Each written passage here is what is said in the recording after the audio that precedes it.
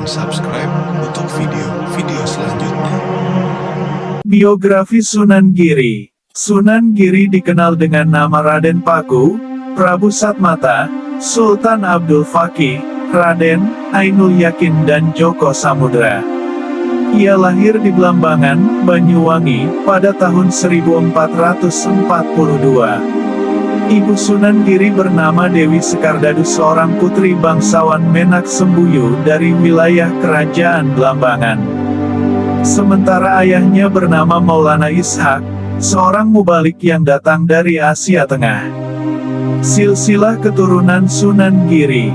Dari silsilahnya, Sunan Giri juga merupakan keturunan Rasulullah SAW, yaitu melalui jalur keturunan Husain bin Ali, Ali Zainal Abidin, Muhammad Al-Bakir, Jafar Es-Sadiq, Ali Al-Uraidi, Muhammad Al-Nakib, Isa Ar-Rami, Ahmad Al-Muhajir, Ubaidullah, Alwi Awal, Muhammad Sahibus Saumiyah, Alwi As-Sani, Ali Hali, Kasam, Muhammad Sahib Mirbat, Alwi Ami Al-Faqih, Abdul Malik Ahmad Han Abdullah Al-Azhamad Han, Ahmad Syah Jalaluddin Han, Jamaluddin Akbar Al-Husaini, Maulana Akbar, Maulana Ishak, dan Ainul Yakin, Sunan Giri.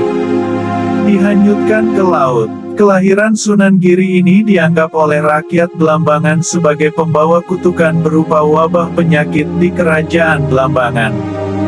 Kelahiran Sunan Giri disambut Prabu Menak Sembuyu dengan membuatkan peti terbuat dari besi untuk tempat bayi.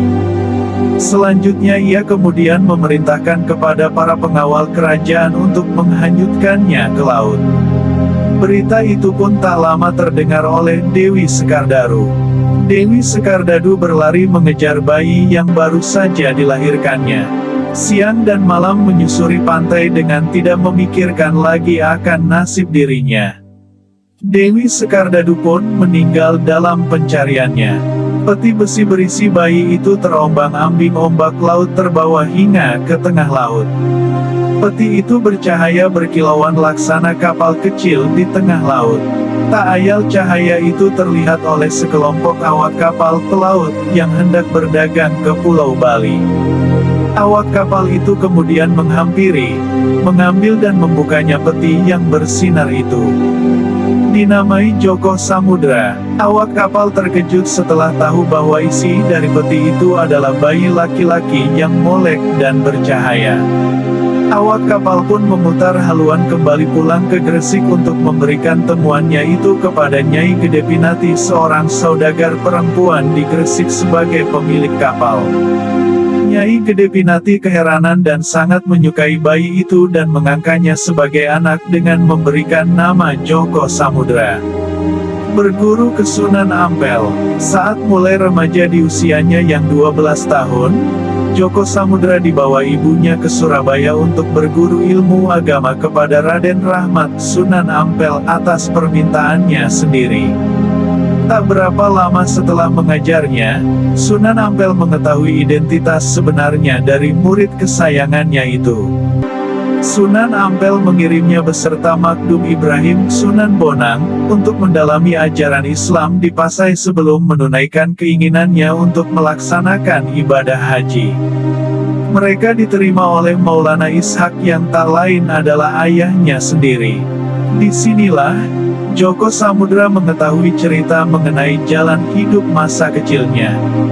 Setelah 3 tahun berguru kepada ayahnya, Raden Paku atau lebih dikenal dengan Raden, Ainul Yakin diperintahkan gurunya yang tak lain adalah ayahnya sendiri itu untuk kembali ke Jawa untuk mengembangkan ajaran Islam di tanah Jawa. Dengan berbekal segumpal tanah yang diberikan oleh ayahandanya sebagai contoh tempat yang diinginkannya, Raden Ainul Yakin berkelana untuk mencari di mana letak tanah yang sama dengan tanah yang diberikan oleh ayahannya. Dengan bertafakur dan meminta pertolongan serta petunjuk dari Allah SWT, maka petunjuk itu pun datang dengan adanya bukit yang bercahaya. Maka didatangilah bukit itu dan dilihat kesamaannya dan ternyata memang benar-benar sama dengan tanah yang diberikan oleh ayahnya. Mendirikan pesantren dan kerajaan Giri. Perbukitan itulah yang kemudian ditempati untuk mendirikan sebuah pesantren Giri di sebuah perbukitan di Desa Sidomukti, Kebomas, Gresik pada tahun Saka nuju tahun Jawi Sinong Milir 1403 Saka. Pesantren ini merupakan pondok pesantren pertama yang ada di kota Gresik. Dalam bahasa Jawa, Giri berarti gunung. Sejak itulah, ia dikenal masyarakat dengan sebutan Sunan Giri. Dalam sejarahnya, Sunan Giri menikah dengan putri Sunan Ampel yang bernama Dewi Murtasiah. Pesantren Giri terkenal sebagai salah satu pusat penyebaran agama Islam di Jawa. Pengaruh pesantren ini sampai ke Madura, Lombok, Kalimantan, Sulawesi, dan Maluku. Pengaruh pesantren Giri terus berkembang hingga akhirnya menjadi kerajaan bernama Giri Kedaton. Sunan Giri kemudian mendapat gelar baru yakni Prabu Satmata. Pesantren Giri kemudian menjadi terkenal sebagai salah satu pusat penyebaran agama Islam di Jawa, bahkan pengaruhnya sampai ke Madura, Lombok, Kalimantan, Sumbawa, Sumba, Flores, Ternate, Sulawesi dan Maluku. Karena pengaruhnya yang luas saat itu Raden Paku mendapat julukan sebagai Raja dari Bukit Giri.